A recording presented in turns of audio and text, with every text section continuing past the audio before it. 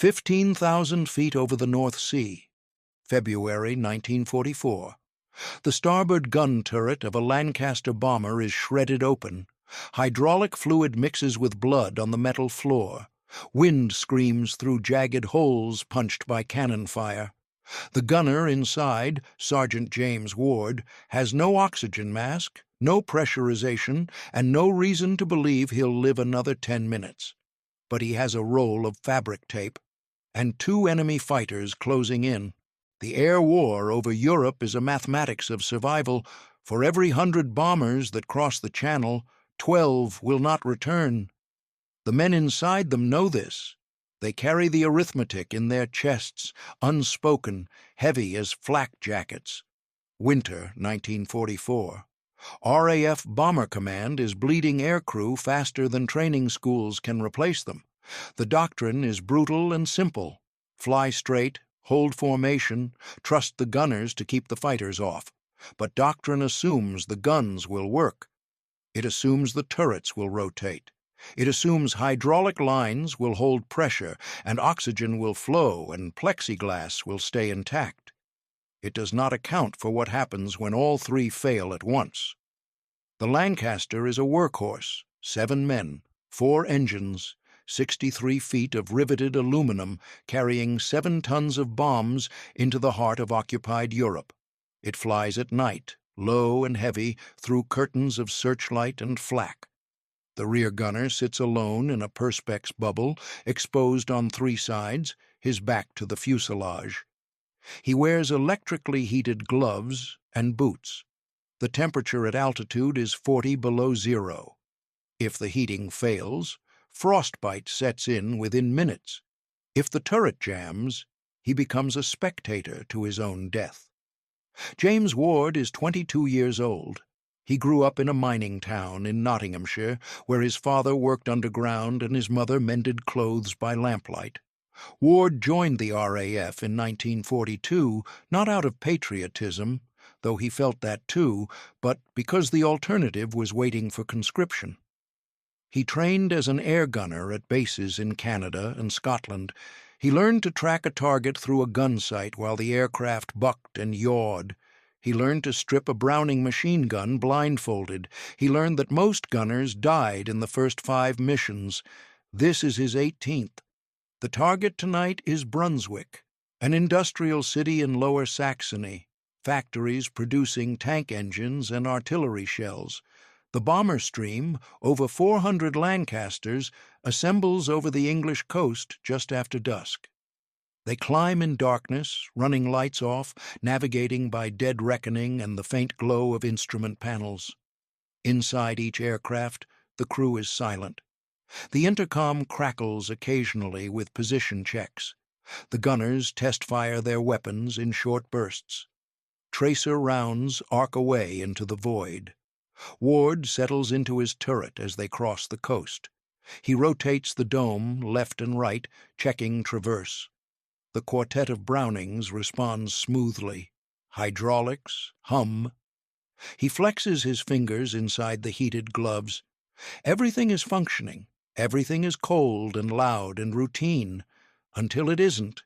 If this history matters to you, tap like and subscribe. James Ward was not supposed to be a gunner. He had wanted to be a pilot.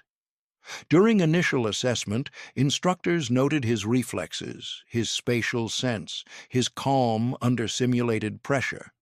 But the RAF had a surplus of pilot candidates and a fatal shortage of gunners, so Ward was rerouted.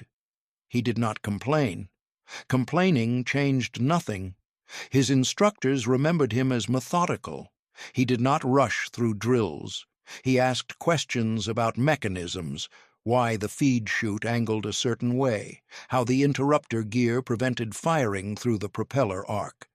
He treated the machine gun as a puzzle to be understood, not just a tool to be operated. This habit, this curiosity, marked him as competent but unremarkable. The RAF did not reward curiosity. It rewarded obedience and consistency. Ward's crew came together in the autumn of 1943. They were strangers bound by function. pilot, navigator, bomb aimer, wireless operator, flight engineer, mid-upper gunner, rear gunner. 7 men who would live or die based on collective competence.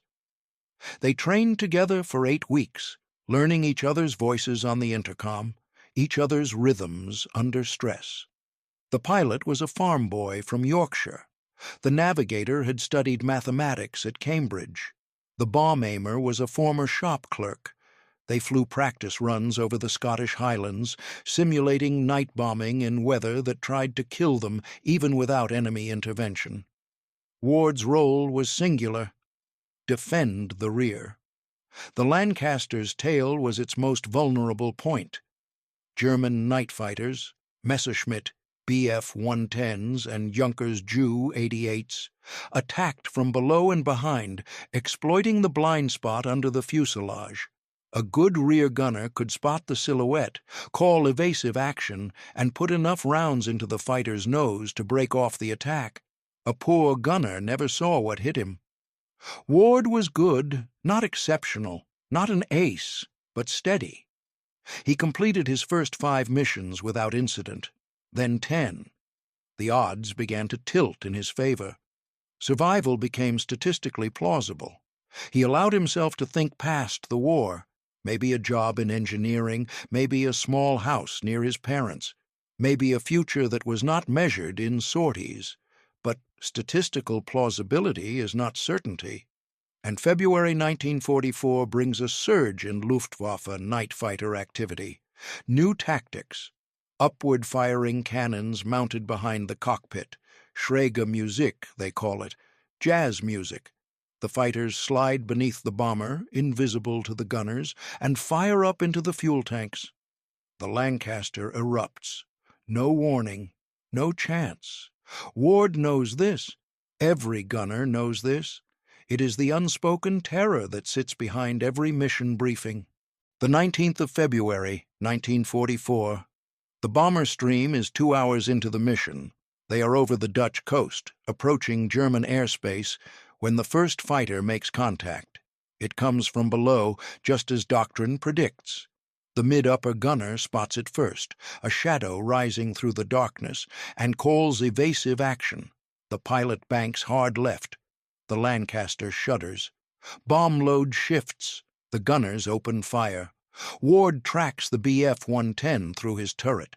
The enemy fighter is sleek, twin-engine, faster than the bomber by 100 miles per hour. It climbs, angles for position, then breaks off as tracers converge near its wing. The intercom is terse. Pilot confirms course correction. Navigator updates position. Wireless operator monitors for recall signals. Everyone is doing their job. Then the second fighter arrives. It comes fast, from 6 o'clock high, cannon fire walking up the fuselage. The sound is catastrophic, metal tearing, hydraulic lines rupturing, the shriek of wind through sudden openings. Ward's turret takes a direct hit. A 20mm shell punches through the Perspex dome, missing his head by inches. The dome shatters. Fragments spray inward. His oxygen line is severed. His intercom goes dead. The hydraulic system loses pressure. The turret stops rotating. He is locked in place, facing rearward, unable to traverse the guns.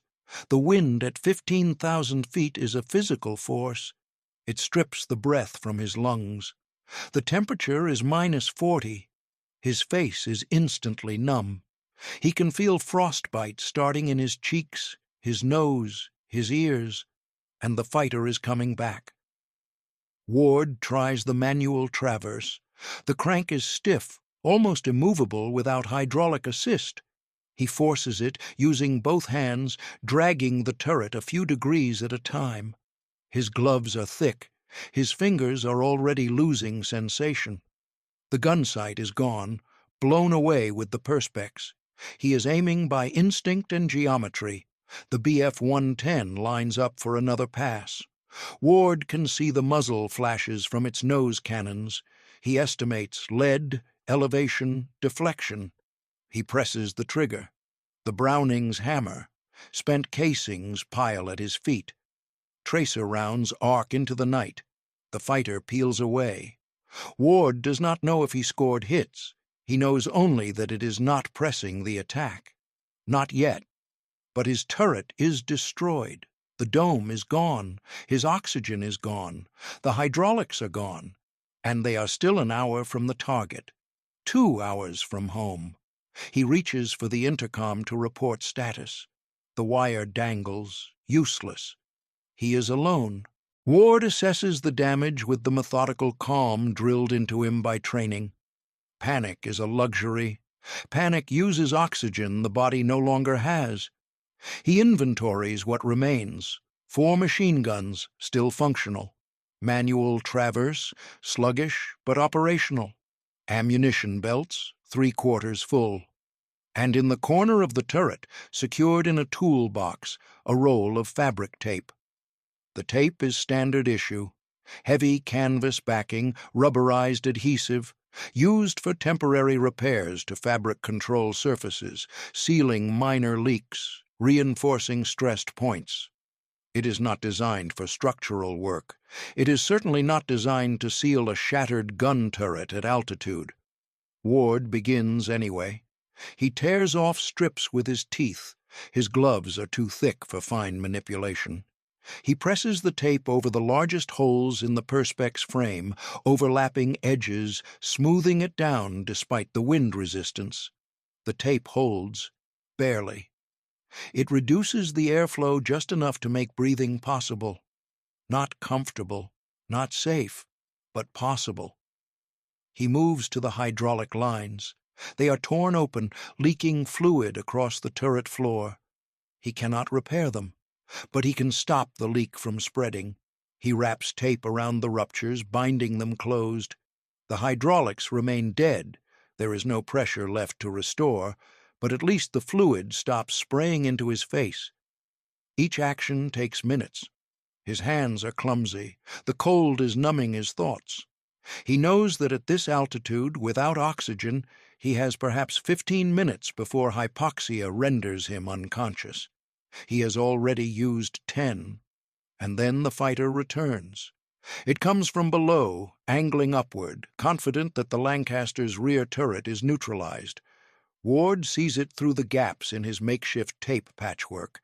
He cranks the manual traverse. The turret inches around. The fighter closes.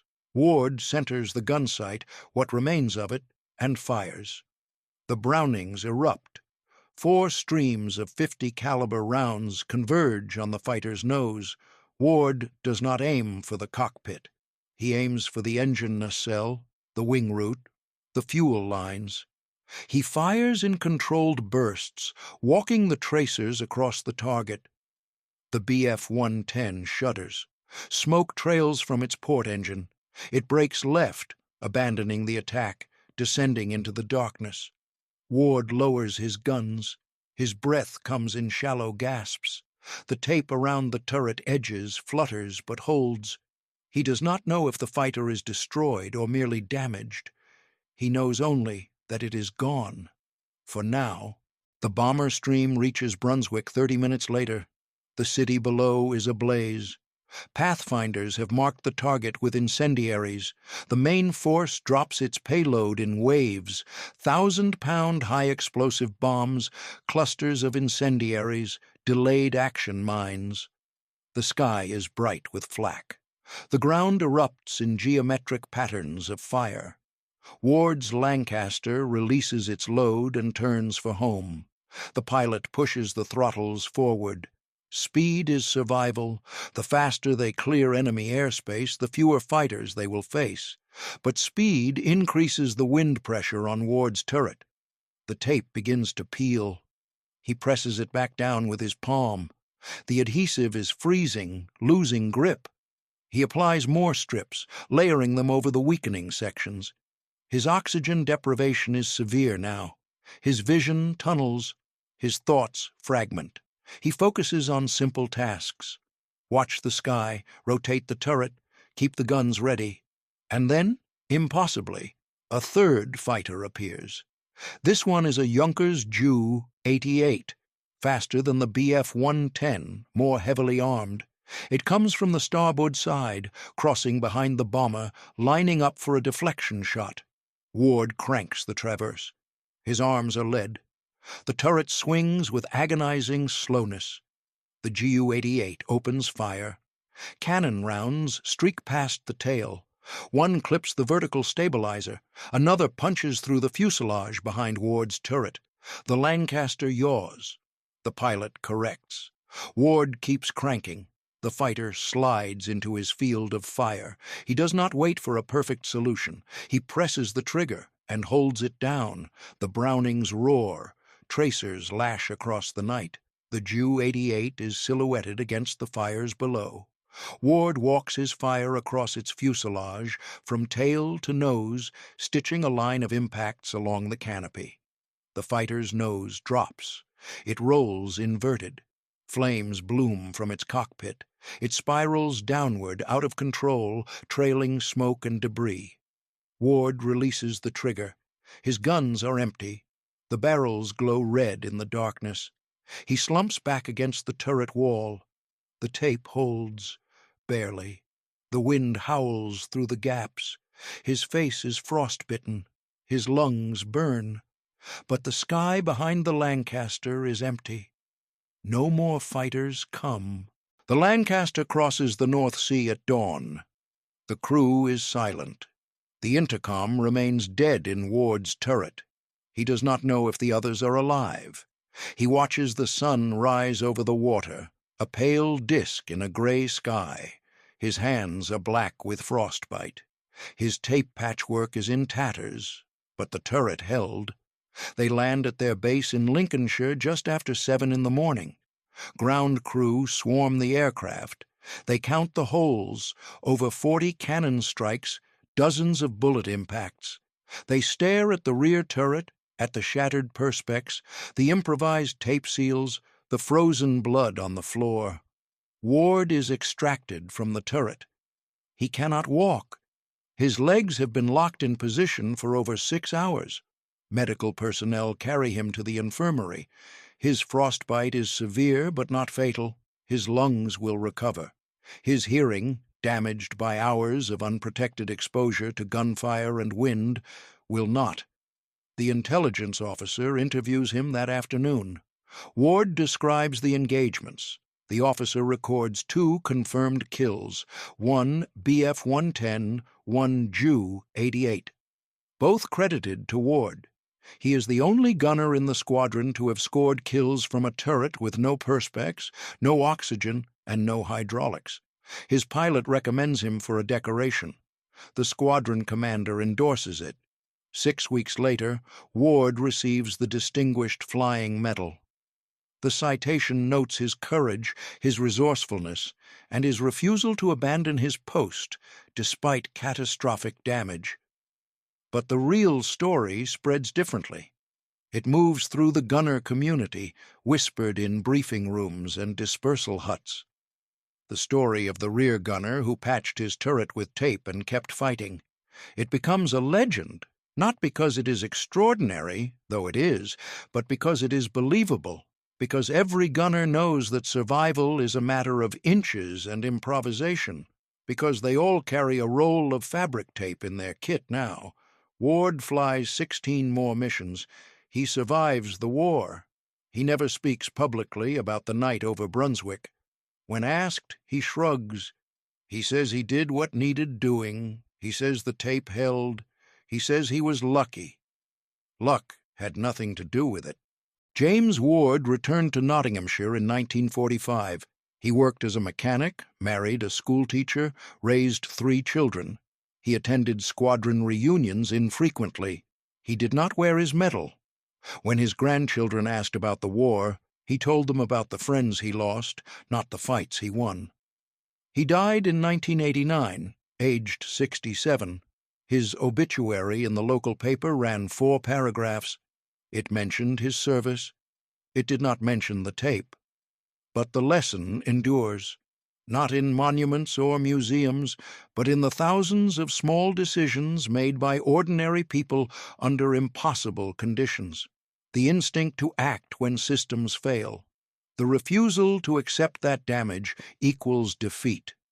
The knowledge that survival is often a matter of what you do with what you have left. The fabric tape Ward used is still standard issue in survival kits. It is called 100-mile-an-hour tape now, or speed tape, used to patch aircraft skin in the field. Mechanics know its limits. They know it is not a permanent fix. But they also know that permanence is a peacetime luxury. In war, temporary is enough. Temporary can bring you home. Ward understood that. He understood that the war was not won by perfection, but by persistence, by the gunner who keeps firing when the turret is destroyed, by the pilot who flies on 3 engines, by the navigator who plots a course with a broken compass, by the cumulative weight of 1,000 improvised solutions, each one buying another mile, another minute, another chance. 15,000 feet over the North Sea, a young man faced a choice. He could have bailed out. He could have abandoned the turret. He could have let the fighters through. Instead, he reached for a roll of tape. And in that small, unremarkable act, he proved that genius is not the absence of fear, but the presence of will. That heroism is not refusing to break, but continuing to function after you do. The tape held, the guns fired, the bomber came home. That is enough.